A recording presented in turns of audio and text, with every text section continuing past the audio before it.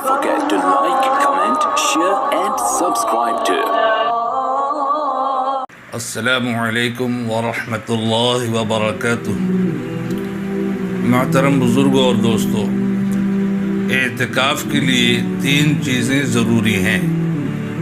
Number 1 مسجد جماعت میں ٹھہرنا، number 2 بنیت اعتکاف ٹھہرنا۔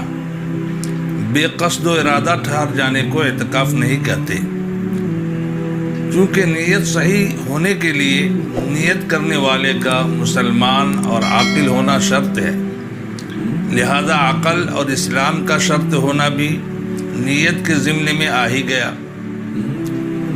عورتوں کے لیے گھر کی وہ جگہ جو نماز کے لیے خاص منتخب کر رکھی ہو اعتکاف کے لیے بہتر ہے، اس شرط کے ساتھ کہ وہ حیض و نفاس سے خالی اور پاک ہو اور جنابت سے بھی پاک ہو۔ اور رمضان شریف کی 20ویں تاریخ کا دن سورج چھپنے سے ذرا پہلے سے اور رمضان کی 29ویں یا 30ویں تاریخ تک، یعنی جس دن عید الفطر کا چاند نظر آ جاوے، اس تاریخ کے دن چھپنے تک اپنے گھر میں جہاں نماز کے لیے جگہ مقرر کر رکھی ہے اس جگہ پر پابندی سے جم کر بیٹھنا، اس کو اعتکاف کہتے ہیں۔ مردوں کے لیے جس میں 5 وقت نماز ہوتی ہو ایسی مسجد ہو۔ اگر اعتکاف شروع کرے تو فقط پیشاب پاخانہ یا کھانے پینے کی ناچاری سے تو وہاں سے اٹھنا درست ہے، اور اگر کوئی کھانا پانی دینے والا ہو تو اس کے لیے بھی نہ اٹھے، ہر وقت اسی جگہ رہے اور وہیں سوئے۔ اور بہتر یہ ہے کہ بیکار نہ بیٹھے، قرآن مجید کی تلاوت یا نفلیں یا تسبیحات وغیرہ میں جو توفیق ہو اس میں لگا رہے۔ عورتوں کو اگر حیض و نفاس آ جاوے تو اعتکاف چھوڑ دے، اس میں درست نہیں۔ اور اعتکاف میں مرد سے ہم بستر ہونا، لپٹنا چپٹنا بھی درست نہیں۔ مسئلہ مردوں کے لیے سب سے افضل وہ اعتکاف ہے جو مسجد حرام یعنی کعبہ مکرمہ میں کیا جاوے، اس کے بعد مسجد نبوی کا، اس کے بعد مسجد بیت المقدس کا، اس کے بعد اس جامع مسجد کا جس میں جماعت کا انتظام ہو۔ اگر جامع مسجد میں جماعت کا انتظام نہ ہو تو محلہ کی مسجد، اس کے بعد وہ مسجد جس میں زیادہ جماعت ہوتی ہو۔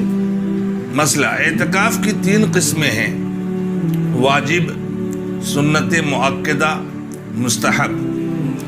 واجب وہ ہے جس کی نظر کی جائے، نظر خواہ غیر معلق ہو، جیسے کوئی شخص بے کسی شرط کے اعتکاف کی نظر کرے، یا معلق جیسے کوئی شخص یہ شرط کرے کہ اگر میرا فلاں کام ہو جائے گا تو میں اعتکاف کروں گا۔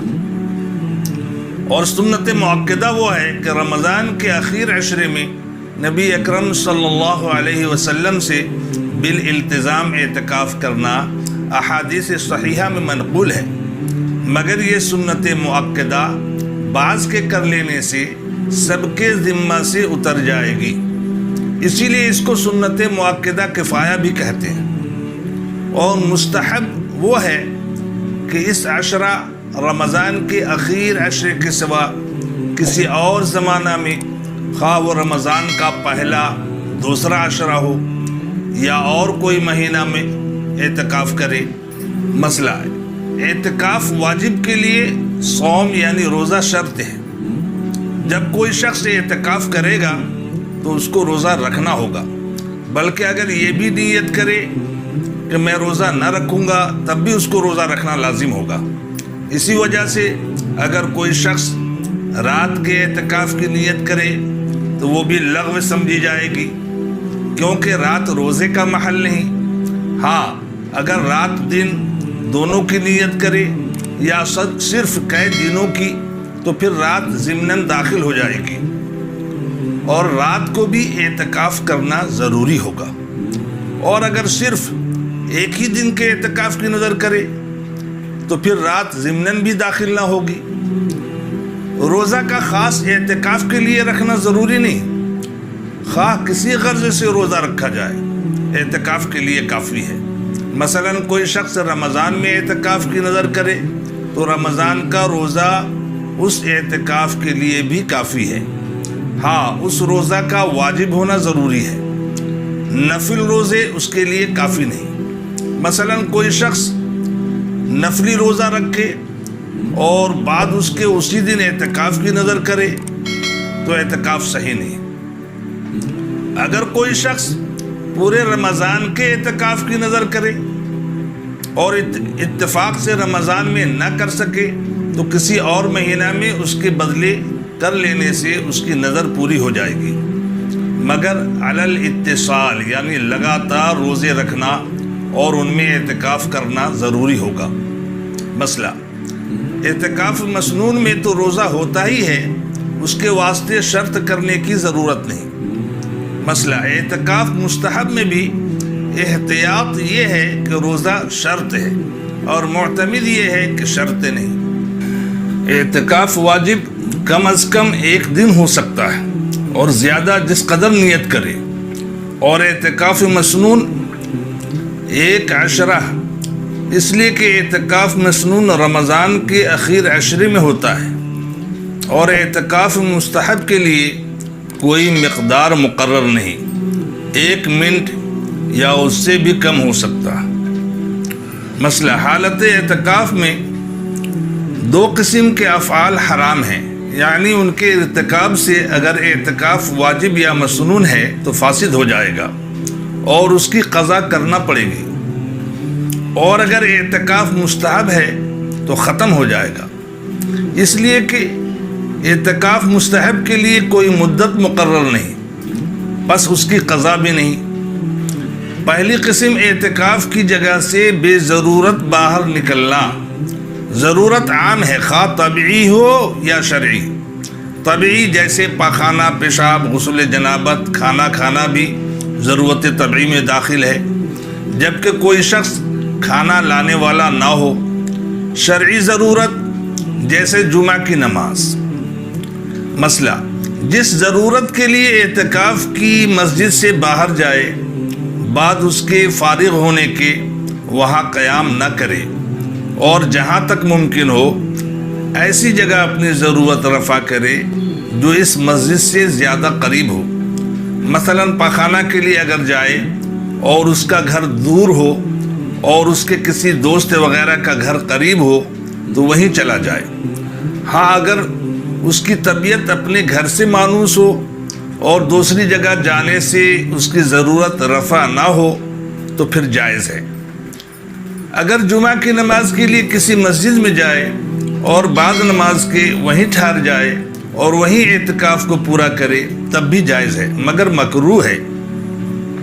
مسئلہ بھولے سے بھی اپنے اعتکاف کی مسجد کو 1 منٹ بلکہ اس سے بھی کم چھوڑ دینا جائز نہیں۔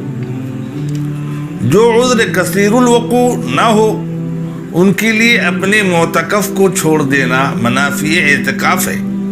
مثلا کسی مریض کی عیادت کے لیے یا کسی ڈوبتے ہوئے کو بچانے کے لیے یا آگ بجھانے کو یا مسجد کے گرنے کے خوف سے، وہ ان صورتوں میں معتکف سے نکل جانا گناہ نہیں بلکہ جان بچانے کی غرض سے ضروری ہے، مگر اعتکاف قائم نہ رہے گا۔ اگر کسی شرعی یا طبعی ضرورت کے لیے نکلے اور اس درمیان میں خاص ضرورت رفع ہونے کے پہلے یا اس کے بعد کسی مریض کی عیادت کرے یا نماز جنازہ میں شریک ہو جائے تو کچھ مذائقہ نہیں۔ جمعہ کی نماز کے لیے ایسے وقت جائے کہ تحیت المسجد اور سنت جمعہ وہاں پڑھ سکے، اور بعد نماز کے بھی سنت پڑھنے کے لیے ٹھہرنا جائز ہے۔ اس مقدار وقت کا اندازہ اس شخص کی رائے پر چھوڑ دیا گیا ہے۔ اگر اندازہ غلط ہو جائے یعنی کچھ پہلے سے پہنچ جائے تو کچھ مذائقہ نہیں۔ مسئلہ اگر کوئی شخص زبردستی معتکف سے باہر نکال دیا جائے تب بھی اس کا اعتکاف قائم نہ رہے گا۔ مثلا کسی جرم میں حاکم وقت کی طرف سے وارنٹ جاری ہو یا سپاہی اس کو گرفتار کر کے لے جائے، یا کسی کا قرض چاہتا ہو اور وہ اس کو باہر نکالے۔